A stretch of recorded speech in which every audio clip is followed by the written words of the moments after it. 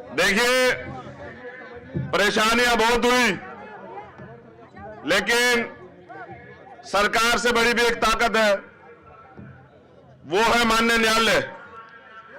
और उनसे बड़ी भी एक ताकत है, वो है जनता। आवाम जो चाहती है वो होके रहता है। आवाम ने चाहा कि उनका भाई, उनका बेटा उनके बीच में आए तो आज ये संभव हो पाए।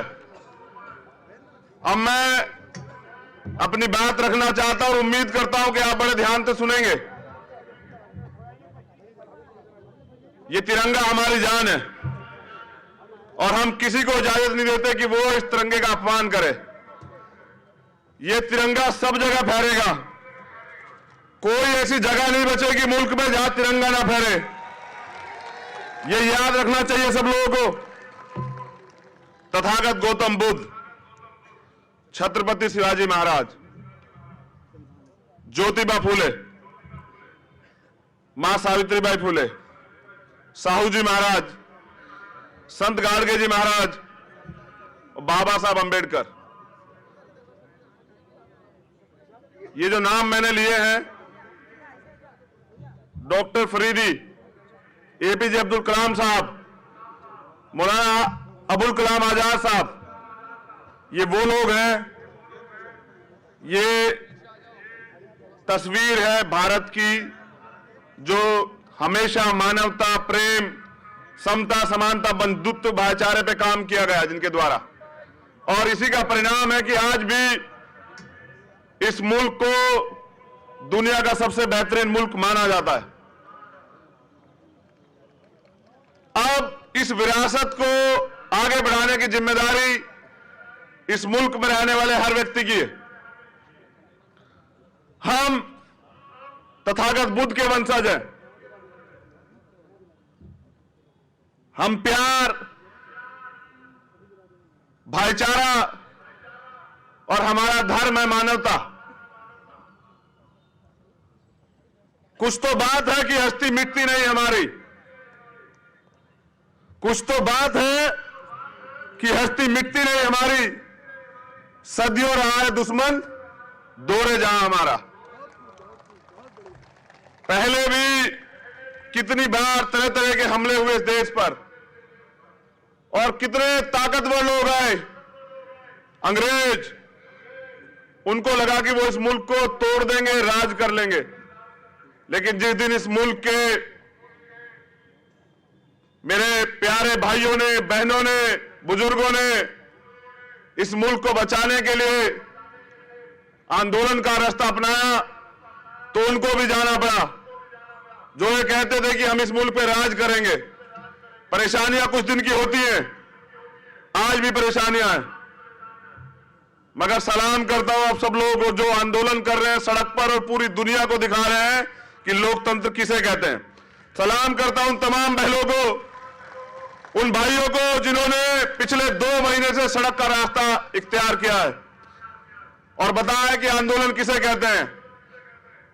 आजाद भारत में ये सबसे बड़ा आंदोलन है और जब इतिहास लिखा जाएगा तो सुनहरे अक्षरों पे लिखा जाएगा इन बहनों का, इन भाइयों का, इन बुजुर्गों का, इन बच्चों का नाम जो मुल्क को बचाने के लिए लड़ रहे हैं।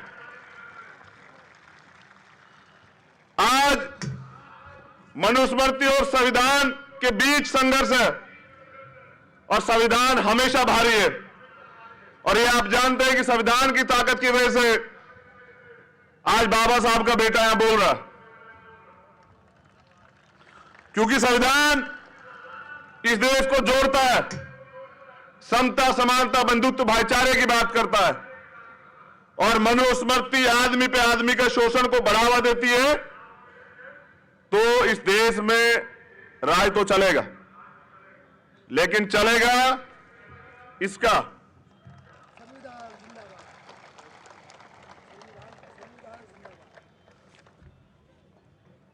देखिए, सरकारें बदलती हैं।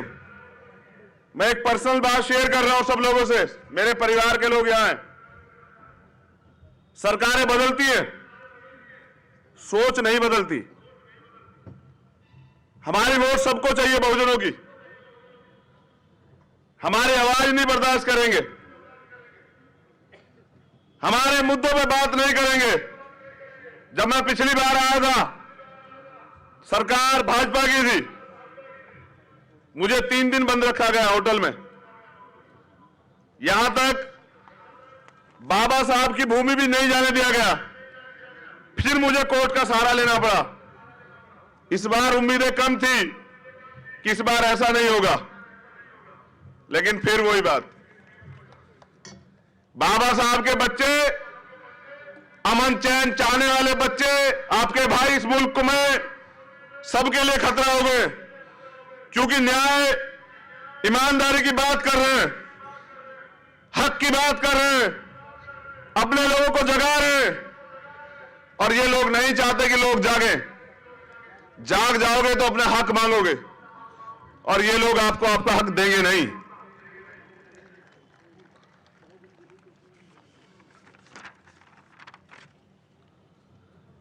ये लोकतांत्रिक देश है। गौर से सुनना सब लोग। लोकतंत्र में सरकार की क्या जिम्मेदारी होती है?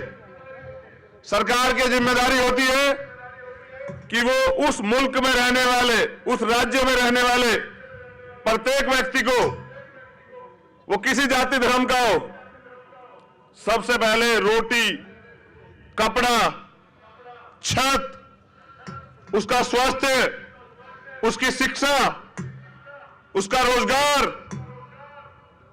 उसकी सुरक्षा, ये सुनिश्चित करे। और ये सरकार की जिम्मेदारी और आम आदमी का अधिकार है। लेकिन फिर भी हम लोग आज भी असुरक्षा की भावना महसूस कर रहे हैं। इसके पीछे दोषी वो लोग नहीं है। उनका तो एजेंडा ही था कि इस देश में किस तरह से दलितों को, पिछड़ों को, आदिवासियों को, धार्मिक अल्पसंख्यकों को, सिखों को, बौद्धिस्टों को, ईसाइयों को, मुसलमानों को सताया जाए, उन्हें इस मुल्क में 2 दर्जे का नागरिक बना के रखा जाए, उनके अधिकार छीन लिए जाए। इसी साजिश का बड़ा नतीजा है सीए, एनआरसी और एनपीआर। लेकिन यह मुल्क की समझ में आ चुका है। तो वास्तविक लोकतंत्र तो दिखाई नहीं दे रहा है। लोकतंत्र में तो अभिव्यक्ति की आजादी है, लोग अपनी बात रख सकते हैं। आर्टिकल 19 है। आप सरकार द्वारा बनाए गए किसी कानून का समर्थन नहीं करते, आप सुप्रीम कोर्ट द्वारा दिए गए किसी निर्णय का समर्थन नहीं करते, तो राइट टू प्रोटेस्ट है। और माननीय न्यायालय ने, सर्वोच्च न्यायालय ने भी इस बात को सीए, एनआरसी, एनपीआर पर जो प्रोटेस्ट हो रहे हैं, प्रोटेस्टरों के लिए बात कही है कि आप अपने प्रोटेस्ट जारी रखें। मगर सरकारें क्या कर रही हैं? हक की बात करने के लिए सभाएं होती है तो नहीं होंगी। अगर सड़क पर आएंगे, आंदोलन करेंगे तो लाठियां मिलेगी, गोलियां मिलेंगी, मुकदमे मिलेंगे, जेल मिलेगी। लेकिन इनकी समझ में यह नहीं आ रहा कि जो लोग मुल्क को बचाने निकले वो सर पर कफन बांधकर निकले। ना वो लाठी से डरते, ना वो गोली से डरते, ना वो मुकदमों से डरते, ना वो जेल से डरते। और जिन्होंने पहले कुर्बानियां दी है वो फांसी से भी नहीं डरेंगे। आने वाला वक्त ऐसा होगा कि आप चलाओ लाठी, आप चलाओ गोली, आप लगाओ मुकदमे, हम अपने मुल्क को बचाने के लिए कुर्बान हो जाएंगे। लेकिन उफ नहीं कहेंगे। हमने सीखा अपने महापुरुषों से कि ये मुल्क हमारा है, इसको बचाना भी हमें है, इसको आगे बढ़ाना भी हमें। अब जब परमिशन नहीं होगी, फिर न्यायालय जाना पड़ेगा, फिर कोर्ट से परमिशनें मिलेंगी। अब 8 घंटे की आजादी मांगी थी, मगर माननीय न्यायालय ने 3 घंटे की दी। हम न्यायालय का सम्मान करते हैं। 3 घंटे बहुत हैं। गुलामी के 100 साल और स्वतंत्रता के आजादी का 1 घंटा, 3 घंटे बहुत है मेरे लिए।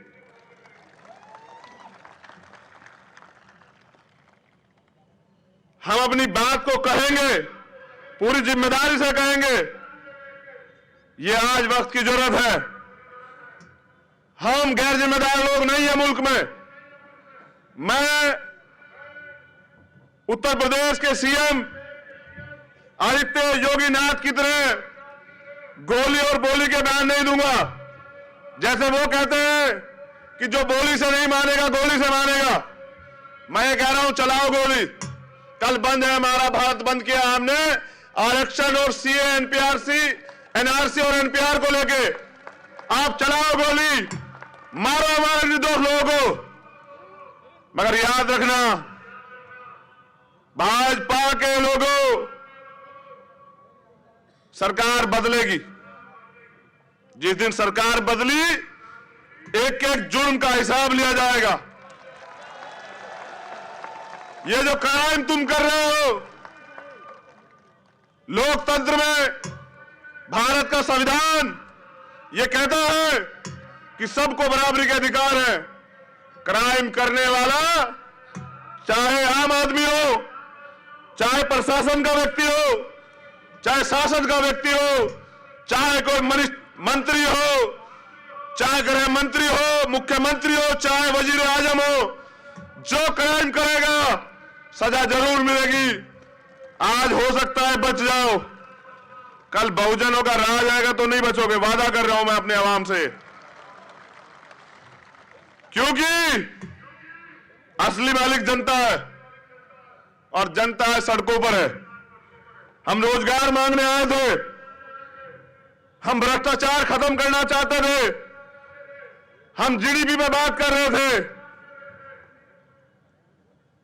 हम सुरक्षा पे बात कर रहे थे, हम एजुकेशन पे बात कर रहे थे, लेकिन इन्होंने पूरे मुल्क को नोटबंदी की तरह सड़क पर लाके खड़ा कर दिया। इसके पीछे एकमात्र उद्देश्य यह है कि जो एंटी बीजेपी है देश में, उसकी वोट बंदी करनी है, उसके वोट का अधिकार छीनना है। मगर मैं याद दिला देना चाहता हूं इस मुल्क के हर एक व्यक्ति को कि बाबा साहब ने वोट का अधिकार या कॉन्स्टिट्यूशन में मिला एससी एसटी ओबीसी को रिजर्वेशन या समानता का अधिकार या अभिव्यक्ति की आजादी बड़े संघर्ष से दिलाई। उन्होंने आगरा में 18 मार्च 1956 को एक भाषण दिया था। यह मैं अपने लोगों से भी कह रहा हूं, जय जयकार करने से काम नहीं चलेगा। जय भीम का नारा महाराष्ट्र ने दिया, आज पूरी दुनिया में गूंज रहा है। मैं कहना चाहता हूं, चित्र नहीं पकड़ना है, चरित्र पकड़ना है। बाबा साहब ने संघर्ष किया, बलिदान दिया, तो बाबा साहब ने यह कहा 18 मार्च 1956 को आगरा में कि मुझे मेरे पढ़े लिखे लोगों ने धोखा दिया।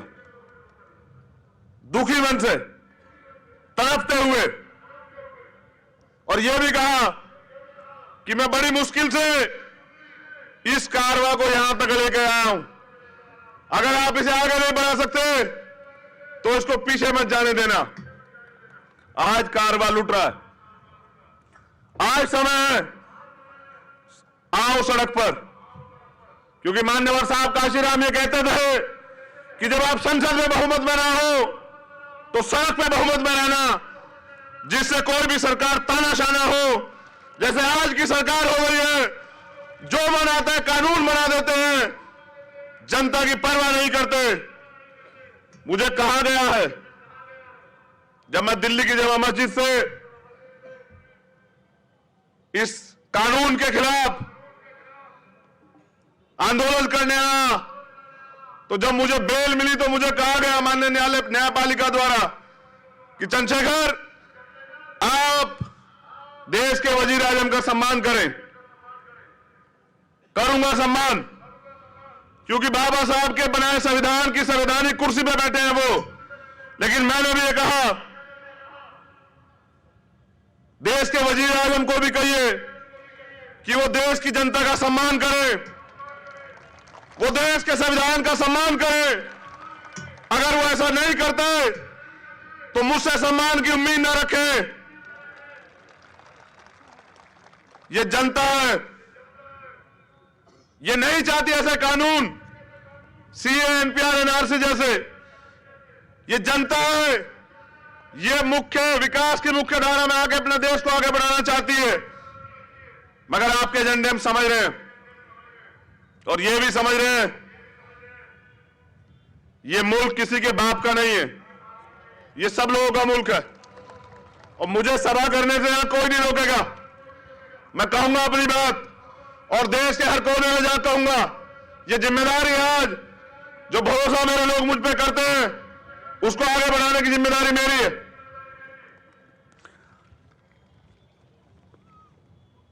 नागपुर की पुलिस ने भी सही कहा कोर्ट में कि दो विचारों का टकराव हो रहा है, यहां बिल्कुल टकराव है।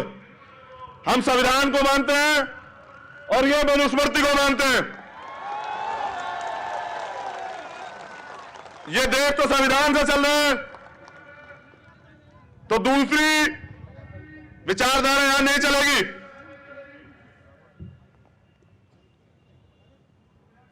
देश में यह मनुवाद तभी खत्म होगा जब आरएसएस पे बैन लगेगा। जब तक यहां इस पे बैन नहीं लगेगा तब तक यह नहीं होगा। हम यह भी जानते हैं कि बीजेपी को आरएसएस चलाता है, तभी बीजेपी के वजीर आजम यहां आते हैं आरएसएस प्रमुख के सामने और ऐसे हाथ खड़े होकर बताते हैं कि हमने क्या क्या किया।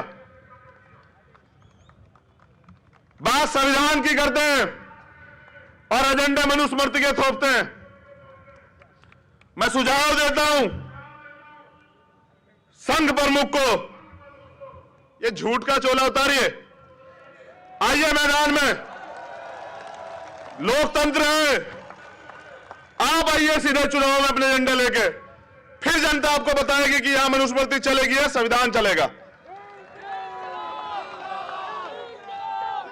ये दूसरों के कंधे पे बंदूक रख के मत चलाएं, आए सीधा लोकतंत्र में आकर चुनाव में शरीक हो, फिर जनता जवाब देगी।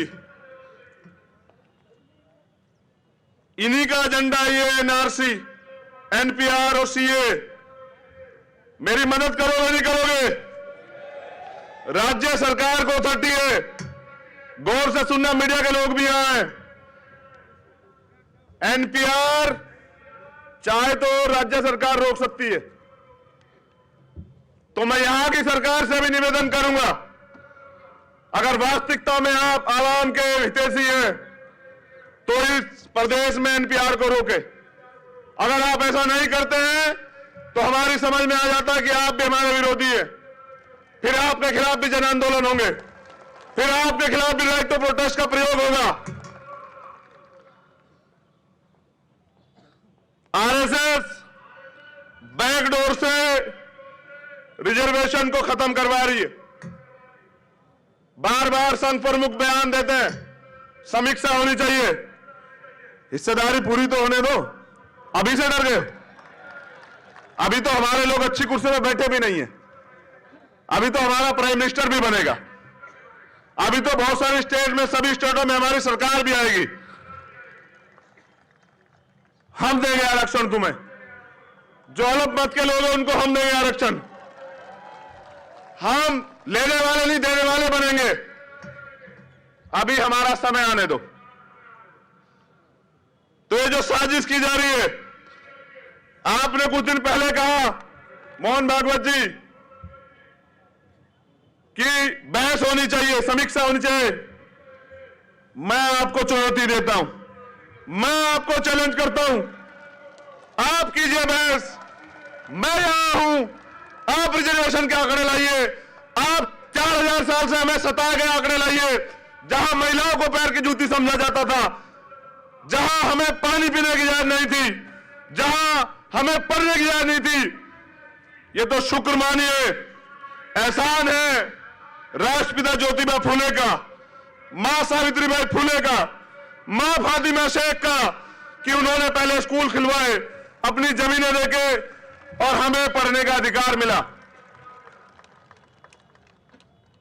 ये महापुरुष है जिनका मैं जिक्र कर रहा हूं, वो महापुरुष नहीं है जिन्होंने अंग्रेजों से माफी मांगी। हम सब इतिहास जानते हैं, हमारी वैचारिक लड़ाई है। बाबा साहब ये कहते थे कि 1000 तलवार और 1 कलम बराबर होती है। जिस दिन कलम की ताकत इस जमहूरियत के हाथ में आएगी ना, इस आवाम के, फिर ये मुल्क सबसे बेहतरीन मुल्क बनेगा दोबारा। आरएसएस के लोग तिरंगा यात्रा निकालते हैं, देशभक्ति के सर्टिफिकेट बांटते हैं। आपने क्यों नहीं लगाया अपने हेडक्वार्टर पे तिरंगा? वो तो बोले जो पहले सही हो। यहां लगाइए तिरंगा पहले, फिर करेंगे बात आपसे। और तिरंगा लहराया भी है और अब हर जगह लहराया जाएगा तिरंगा। ये तिरंगा शान है हमारी। हम सब रास्ता नहीं चाहते, हम समानता चाहते हैं। हम सुरक्षा नहीं चाहते, हम अधिकार चाहते हैं। मैं नागपुर की धरती पे बताने आया हूं, ये दीक्षा भूमि की धरती है, ये बुद्ध की धरती है। बहुत हुआ, हर सब्र की एक सीमा होती है। अब हम सड़कों पे आएंगे, अपने अधिकार छीन के लेंगे। ये लोकतंत्र है, जो जनता चाहेगी वो होगा। और इसका परिणाम कल 23 फरवरी को संत गाडगे जी महाराज की जयंती पे पूरे देश में ऐतिहासिक बंद करके हम दिखाएंगे कि हम इस देश में अपने अधिकारों पे कुठाराघात नहीं होने देंगे।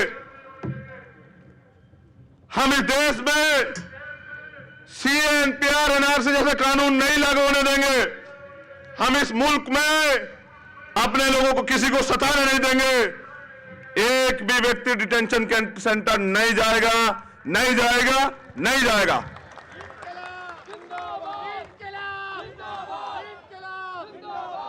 इनकलाब आएगा, मनुवाद हारेगा, अंबेडकरवाद जीतेगा, बाबा साहब के संविधान की जीत होगी, फिर भारत पर बुद्ध भारत बनेगा।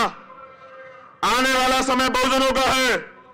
मैं तुम्हें भी नसीहत दे रहा हूं, टुकड़ों में बटे रहोगे, सियासी लोगों की बातों में रहोगे तो ऐसे ही सरकार इनकी बनेगी और तुम्हारा यही हाल होगा।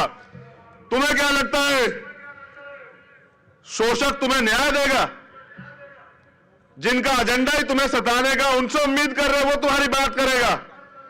तुम्हें सरकार बनना पड़ेगा, तुम्हें एकजुट होना पड़ेगा, तुम्हें अपने राज को लाना पड़ेगा। बाबा साहब ने कहा था 21वीं सदी किसकी है? हमारी है। वो समय दूर नहीं कि बहुजनों का राज आएगा। बहुजन हिताय, बहुजन सुखाय आगे बढ़ेगा। इस देश का दलित, पिछड़ा, आदिवासी, मुसलमान, सिख, बौद्धिस्ट, क्रिश्चियन, इस देश की तमाम महिलाओं को बराबर के अधिकार मिलेंगे और तब यह देश प्रभुत्व भारत बनेगा। ये जरूरी बात कर रहा हूं। सवाल यह नहीं कि मौत के बाद जीवन है या नहीं। सवाल यह है, असल सवाल यह है कि मौत से पहले आप जिंदा थे या नहीं। मुर्दा लोग मिशन नहीं चलाते और जिंदा लोग रुकने नहीं देते। इसी बात का एहसास कराने के लिए निकला हूं। और जैसा मैंने कहा, जान तो एक दिन जाएगी। अब ये मुझे तय कर रहा है कि गुलाम बनकर जीऊंगा या आजाद जीऊंगा। जैसा मैंने कहा, गुलामी के 100 साल और आजादी के 3 घंटे, ये 3 घंटे मुबारक हैं। लेकिन आजाद जिया था, आजाद मरूंगा। और मैं ये भी बता दूं कि हम यहां गुलामी सहने के लिए नहीं पैदा हुए। हमारा जन्म यहां राज करने के लिए हुआ है। इस देश में ये जो कमजोर तबके के लोग हैं, ये राज करेंगे। इस देश में मानवतावादी राज आएगा और ये जीतेगा। ये दोनों हाथ से देख लो, ऐसे ये देखो, ये जीतेगा। और जिस दिन ये पूर्ण रूप से लागू होगा, एक भी नागरिक को सुरक्षा की भावना नहीं रहेगी। मैं ये भी कह देता हूं मुझे कहने में कोई बुराई नहीं है। शुक्रिया अदा करना चाहिए देश में तमाम लोगों को, अपने मुस्लिम भाइयों का, अपनी बहनों का, अपनी बच्चियों का, अपने बुजुर्गों का। क्यों? ये जान लो, इसलिए करना चाहिए कि 3 तलाक पे बाहर नहीं आया था मुसलमान इस देश में, 370 पे बाहर नहीं आया था इस देश में मुसलमान, बाबरी मस्जिद पे बाहर नहीं आया था, इस मुल्क की एकता के और मुल्क के संविधान के और न्यायालय के साथ खड़ा रहा। लेकिन जब इस मुल्क के संविधान को खतरा हुआ, उनकी नागरिकता को खतरा हुआ, जब फिर इस मुल्क से उन्हें हटाने की बात आई, तो सबसे पहले वो सड़कों पे आया। इसलिए मैं सलाम करने के लिए आप लोगों को यहां आया हूं। और कितनी जगह आंदोलन चल रहा है, जैसा मैंने कहा कि पूरे मुल्क में, आजाद भारत में ऐसा आंदोलन कभी नहीं हुआ। अब मैं कह देना चाहता हूं कि आंदोलन तब खत्म होगा जब इस मुल्क से ऐसे काले कानून खत्म हो जाएंगे और इस मुल्क में इन कमजोर तबके लोगों को बराबर के अधिकार मिलेंगे। अब हम काम करेंगे कि संख्या के आधार पर देश में आरक्षण लागू हो, SC, ST, OBC, माइनॉरिटी के लोगों को उनकी आबादी के हिसाब से, जो बाबा साहब के सामाजिक न्यायिक मूल्यों का सिद्धांत था, सामाजिक मूल्यों का, कि उनकी आबादी के हिसाब से उनको अधिकार मिले। अब हम प्रयास करेंगे इन कमजोर तबके लोगों को जोड़ के इनको उनके अधिकार दिलाएं। फिर इस मुल्क में पता लगेगा कौन मेरिट वाला है और कौन मेहनत वाला है, कौन आगे बढ़ेगा और कौन पीछे रहेगा। मुझे सुनने के लिए बहुत बहुत शुक्रिया। जैसे न्यायपालिका का आदेश है, मैं तो मान रहा हूं, लेकिन जब सबरीमाला पे आदेश आता है, ये RSS बीजेपी वाले नहीं मानते, क्योंकि इन्होंने कभी संविधान को स्वीकार ही नहीं किया। ऐसे ही इन्होंने तिरंगे को स्वीकार नहीं किया, अब इन्हें करना पड़ेगा। 23 तारीख को बंद है। मैं चाहता हूं कि मुझे दोनों हाथ उठा के बताएं, सहयोग मिलेगा या नहीं मिलेगा? मिलेगा या नहीं मिलेगा? मिलेगा या नहीं मिलेगा? चलिए, मैं भी कल महाराष्ट्र में ही रहूंगा कहीं ना कहीं, और देखता हूं कि सरकार कब तक ये काले फैसले वापस नहीं लेती, काले कानून वापस नहीं लेती। जय भीम, जय भारत, जय संविधान। बहुत बहुत शुक्रिया, बहुत बहुत धन्यवाद। आप सब लोगों के लिए मंगल कामनाएं।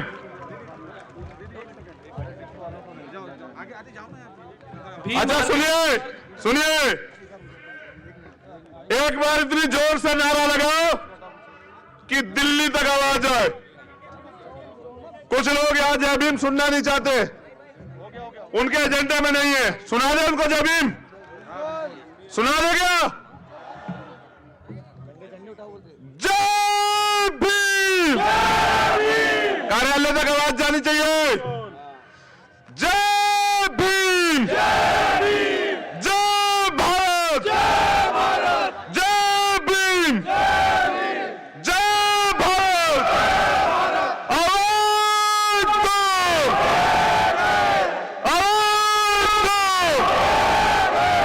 बाबा साहब अम्बेडकर, बाबा साहब अम्बेडकर, जय भीम। बहुत बहुत शुक्रिया। Subscribe to Nation Next YouTube channel and press the bell icon to get regular updates from Nation Next. Also like Nation Next Facebook page and follow us on Instagram and Twitter.